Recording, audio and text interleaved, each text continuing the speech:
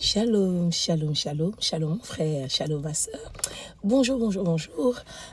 J'aimerais encore partager une pensée de l'Éternel ce matin, partager une parole de Dieu avec toi encore. Je prendrai deux versets et on va en parler pendant 2-3 minutes.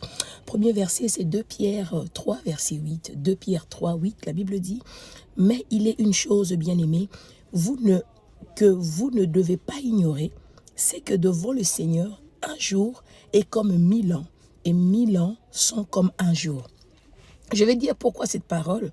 Parce que des fois, nous pensons que, oui, Dieu, on m'a fait du mal, ça dure, Seigneur, tu me venges pas, Seigneur, tu fais pas justice. Mon frère, ma soeur, la parole de Dieu est vraie. La parole de Dieu n'est pas réalité, mais la parole de Dieu est vérité. Quand on dit la vérité, même si le mensonge règne pendant 10 ans, le 11e année, la vérité va faire surface. Dans ça, j'aimerais partager avec toi l'histoire ici. J'ai beaucoup aimé l'histoire dans 1 Roi 19. D'abord, 1 Roi 18, on a vu là où le prophète Élie a lancé le grand défi aux prophètes de Baal et tous les prophètes d'Azarté. Il a dit, on va invoquer les dieux qui répondra par le feu sera le vrai Dieu. Quel homme! Élie, il a défié presque 900 prophètes.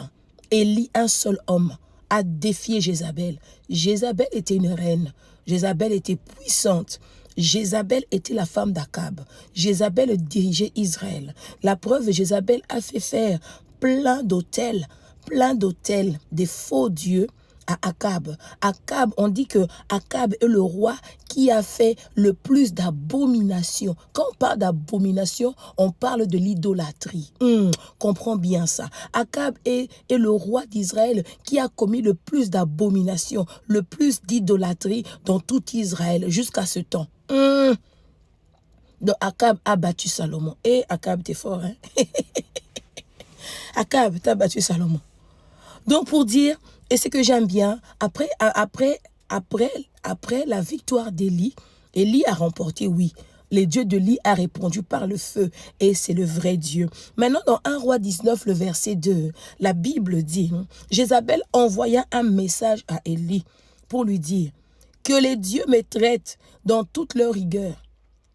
Si demain à 7 heures, je ne fais de ta vie ce que tu as fait de la vie de chacun d'eux. Akab, tu parles, Jézabel, tu parles de quel Dieu? Tous tes dieux ont été mis à nu. Ah ouais, les prophètes Élie a coupé la tête de plus de 450 prophètes de Baal et 450 prophètes d'Azarté. Le prophète Élie a terrassé 900 personnes. Maintenant, ce qui me trouble dans ça, ce qui m'a toujours dérangé avec l'histoire d'Élie, à cause d'un message, Élie cherchait à fuir. Élie demandait la mort à Dieu. Mon frère, ma soeur, je ramène ça à toi. Après toutes les batailles que Dieu t'a donné victoire, après tout le combat que Dieu a combattu avec toi, après toutes les humiliations que Dieu t'a donné, donc l'élévation, après tous les problèmes que tu as eu dans le passé, le Seigneur se montrait fidèle et toujours loyal. Ce problème-là que tu vis actuellement, je vais l'appeler le message de Jézabel. Quel est ce message que tu as reçu? Quel est ce courrier? Quel est ce mail? Quelle est cette parole que tu as reçue? Donc, qui te fait chercher la mort? Qui dit que non, je préfère mourir? Oh, ma soeur, mon frère, le diable, c'est un menteur. Mais c'est que Jézabel ne savait pas. Et qu'un jour, chez Dieu, 1000 ans, c'est comme un jour. C'est pas parce que le lendemain, elle n'était pas morte que Dieu n'allait pas la tuer. Ce n'est pas parce qu'elle avait encore vécu après la mort d'Akab. Elle avait encore régné en Israël avec ses fils. Ils ont continué l'abomination que Dieu n'avait pas préservé Jéhu pour terrasser donc la lignée de Jézabel. Je viens te dire, quel que soit le problème, quelle que soit Jézabel de ta vie, même si elle règne encore, mon frère, ma soeur, reste calme.